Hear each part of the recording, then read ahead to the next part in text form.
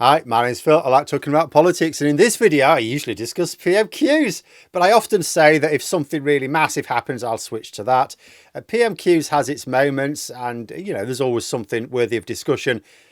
Too many of the points raised now against this zombie government are largely the same, and given that Rishi Sunak cannot be bothered to answer them, you get the odd scandal to throw in, a new outrage.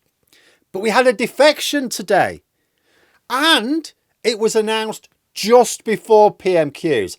That is how you do it. That is the point at which you will get maximum headline grabbing attention, and it has. It certainly grabbed my attention. Do it right before PMQs, when all the political journalists have cleared the decks for reporting anyway.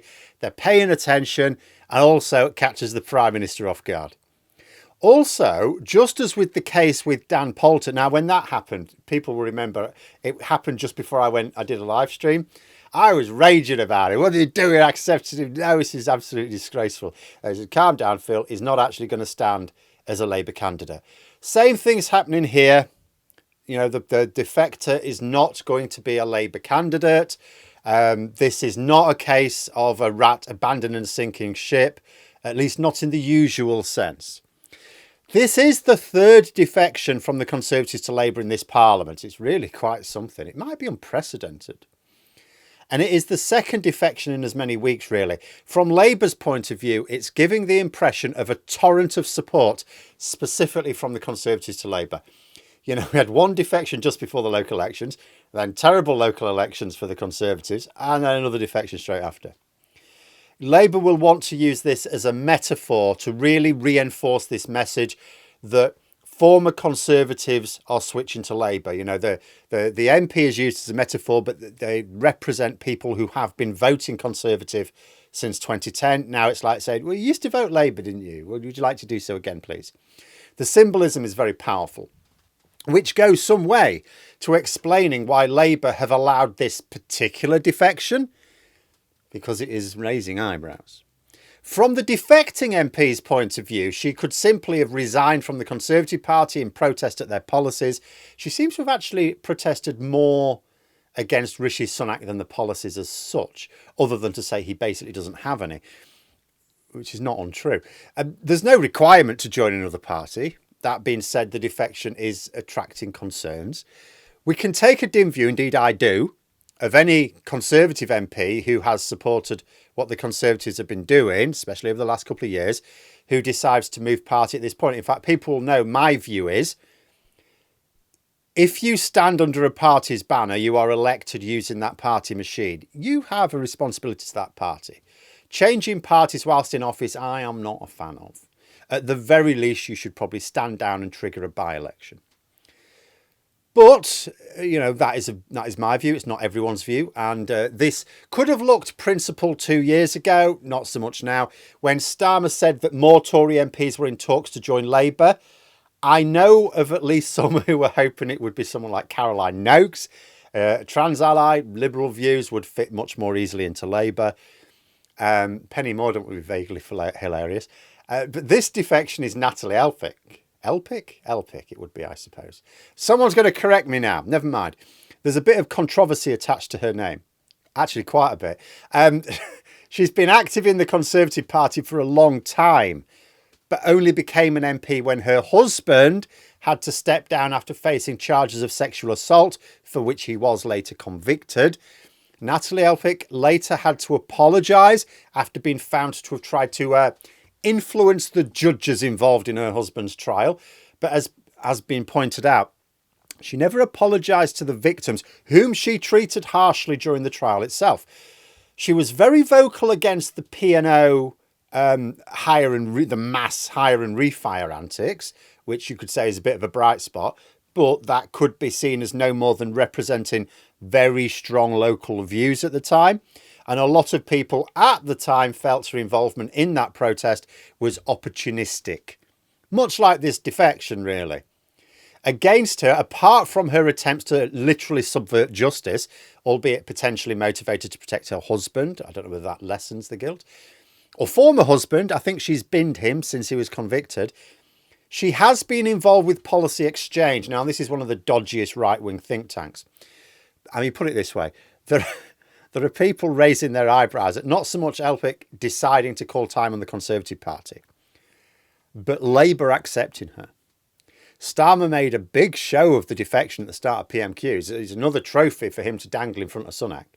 So he obviously thinks that the news of yet another Conservative moving to Labour outweighs any concerns about the individual merits of the individual concerned. And you've got to think Richard Tice would be absolutely fuming. He keeps insisting that loads of Conservative MPs are in talk with him. I think he named a number, didn't he, some while ago? Didn't he say he had about 9 Conservative MPs in talks with him? Like, I mean, all he's snagged one MP, but that was someone who'd already been chucked out of the Conservative Party. And let's be honest, Lee Anderson now can be said to have a history of moving to ever more extreme parties after getting sacked from the previous one. If Tice insists there are loads of Conservative MPs willing to defect to reform, why hasn't he managed to close the deal when Labour have done it twice since then? In terms of the practicalities of this, Elphicke's not going to be welcomed in Labour by members and supporters.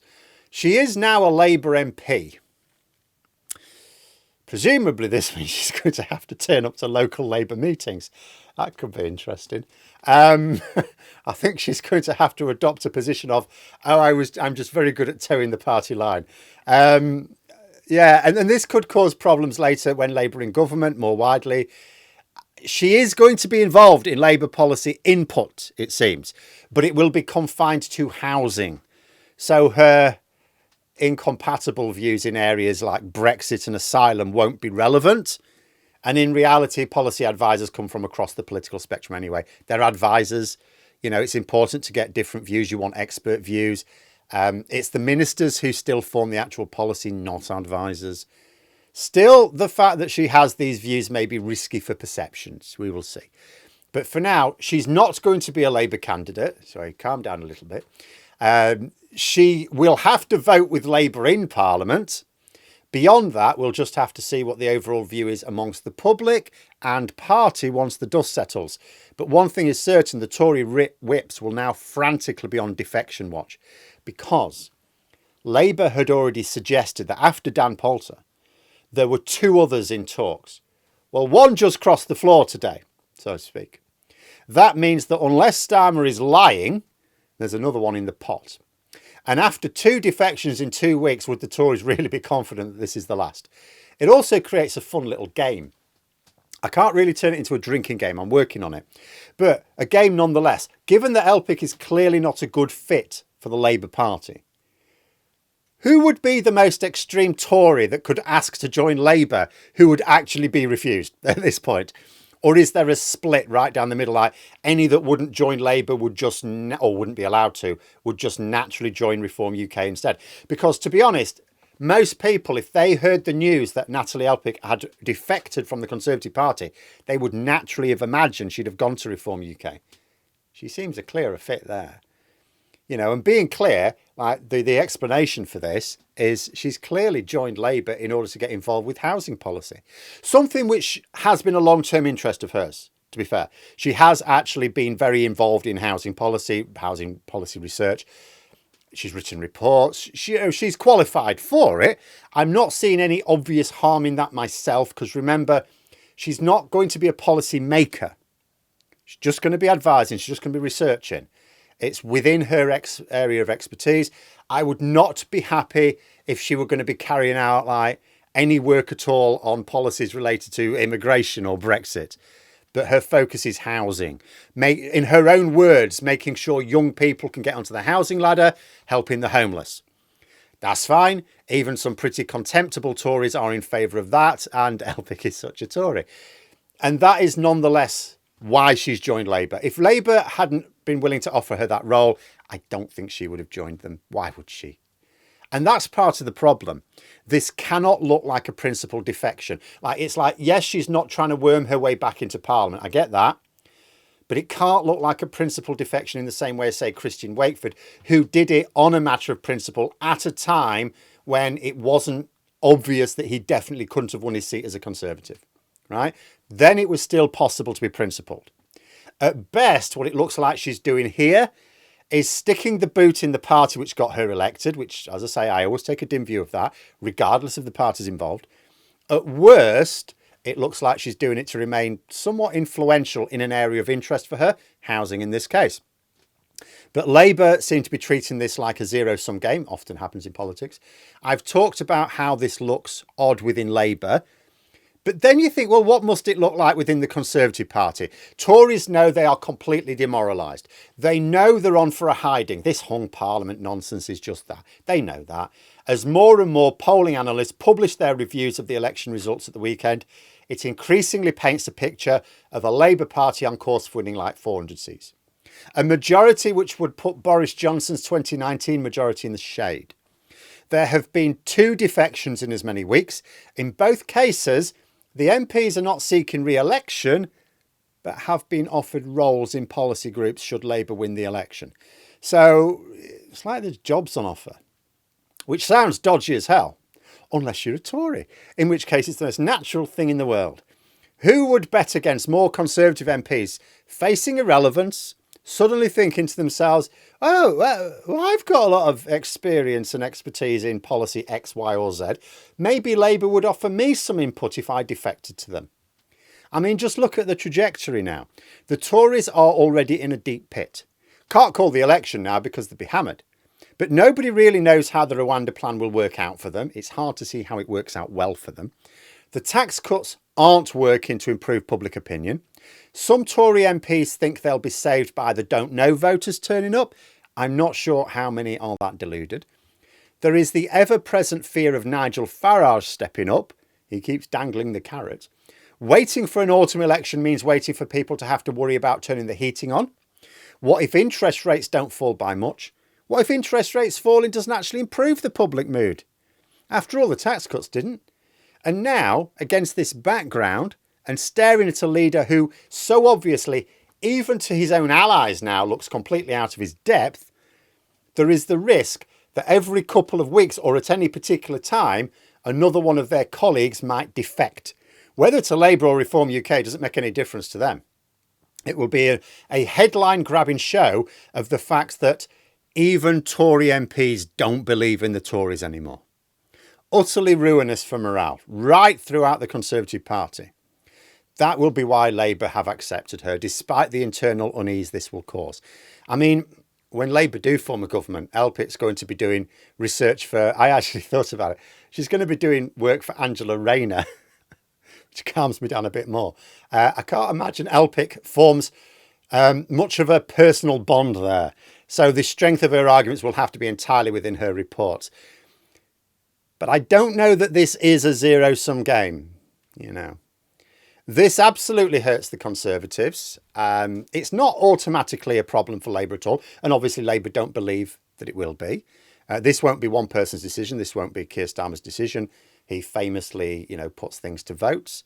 But it could be a problem for Labour. Elphicke ticks a lot of red flag boxes. She's personally objectionable. Maybe not Andrea Jenkins level objectionable, but still, she's guilty of basically corruption.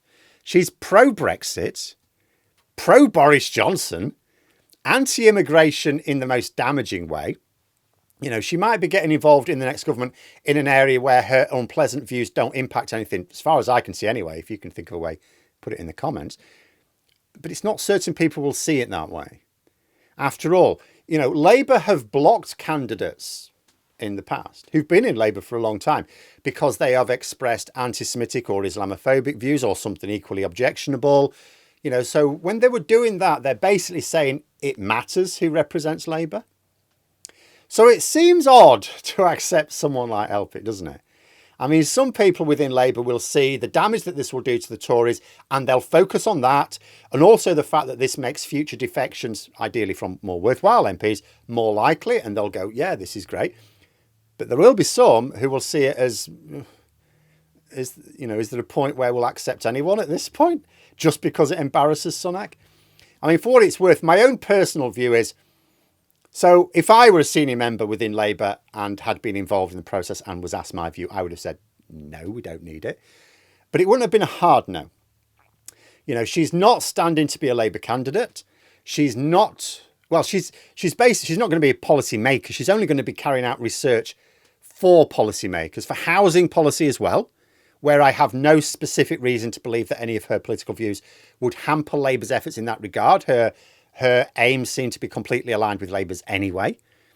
It's not like they're accepting Jacob Rees-Mogg and letting him be the international trade policy unit, or like, you know, Priti Patel and letting her decide, you know, or not decide, but input into immigration policy, or Liz Truss into economic policy or anything.